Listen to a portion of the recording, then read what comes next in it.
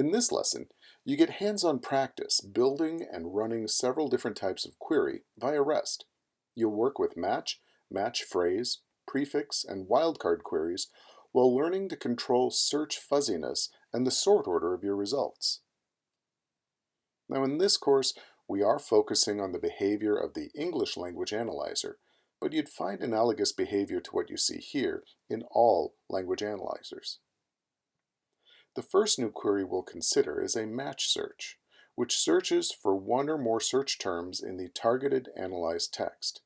Now, because of text analysis, a search for colorful with British spelling would return any term that has COLOR as its stem.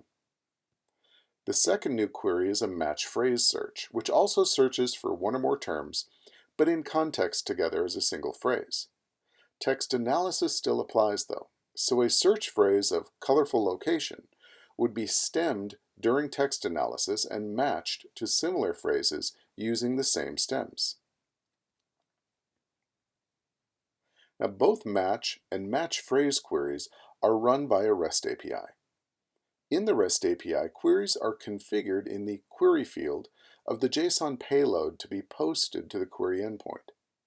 The query type is specified by the field name you give to the search terms, such as match shown here. A match phrase query would be prefixed with that query type as shown. Specifying a particular field name for the query, such as description as shown, is the equivalent of field scoping a search term using a prefix as we saw earlier in the UI.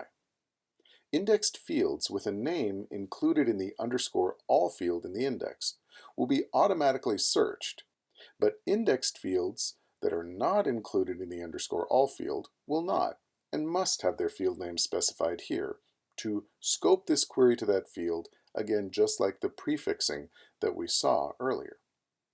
Regardless of this behavior, of course, the specified field must already be included in the index you are searching. This doesn't somehow automatically trigger a reindexing of a field that the index hasn't already indexed. But the result of that is that searching a non-indexed field will yield 0 hits. Of course, you can do more than just match explicit terms. A prefix search effectively lets you search for whatever term stem or prefix you choose. So a search for COLO would be treated as though it ends in a wildcard, returning indexed terms beginning with that prefix. Explicit wildcards are also supported if you want to use this industry standard approach. As you'd expect, the star or asterisk is a wildcard for any number of characters and the question mark a wildcard for a single character. You can use these wildcards anywhere within your search terms. In this case, you'd end up with results as shown. The first search finds terms with colo anywhere in the body of the term. The second finds any term with characters substituted as shown, potentially returning both motor and molar. Now, both prefix and wildcard searches are run via REST API in a manner similar to what we've already seen. A prefix query treats the term you specify here as the prefix of the terms to be searched, and a wildcard query passes the term you specify with its wildcards, again, to be searched. In either case, you may or may not specify a target field, depending on whether the target field was configured to be automatically searched in the index or not, as we've already learned. Levenshtein difference is a measurement of the similarity between two strings without regard to character case. It looks at how many changes, how many insertions, deletions, or substitutions would be needed to transform string 1 into string 2. So two terms that are identical, but for letter casing, have a Levenshtein difference of 0. But there is a distance of 1 between color and colon. One substitution is required, changing the R to an N. And there is a difference of 2 between cherry and chewy.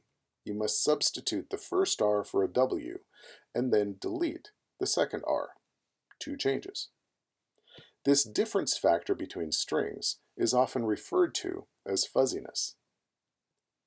Now, fuzziness is treated as a modifier to other queries, generally match queries.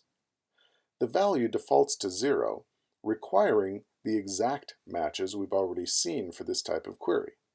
But I could add a fuzziness of 3 to a search for the term cherry and get back any occurrences of cherry, distance of 0, as well as berry, which is 2 transformations different, changing the C to a B and then dropping the H, or cherries, which is 3 changes, changing the Y to an I and adding an E and then an S. But I wouldn't get back checker because that would be 1 transformation too far. We've seen how results by default are sequenced by their score, but you can also modify queries to adjust the sort order of their results. To do so, you specify an array of indexed field names. Results will be sorted by the values in the first field, then by the second field within the first, and so on. If you want to include score as a sorting factor, you refer to it in this array as shown, --score. Now that you've got the basic layout of running queries via REST, let's quickly cover a few more. You can search using regular expressions, targeting a specific indexed field, or not, as we've discussed. You can search specific fields for Boolean values also, though you'll need to have configured that field as Boolean in the index. And you can also search for one or more specific documents by their document ID. So what have we learned here? Well, a match query compares analyzed search terms to analyzed terms in the index. A match phrase query does nearly the same, but searches for the analyzed terms in sequence as a phrase. A prefix query searches for the search term as a literal prefix to any index term. A wildcard search lets you search for explicit variations by 1 or many characters. Fuzziness is an attribute you can add to a query to allow for degrees of difference between the searched and indexed terms, possibly to allow for misspelling. You can modify result sorting by specifying one or more indexed fields by which to sort. You can still include the term scores if you choose. And we saw that regular expressions, Booleans, and document ID searches are also supported. In this lab, you'll get hands-on practice configuring and running these search types, including playing with fuzziness and sort sequence. You'll also have a chance to become familiar with the results format returned by these queries. When you're done with the lab, come on back. We're going to look a bit more at indexing by data type. In this case, we'll run number and date range queries. Stick around.